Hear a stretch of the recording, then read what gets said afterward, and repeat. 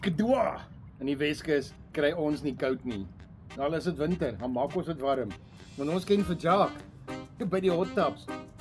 Bel vir hom, hy bring vir jou 'n hot tub, hy kom sit hom vir jou op. Hy gebruik nie eens krag nie.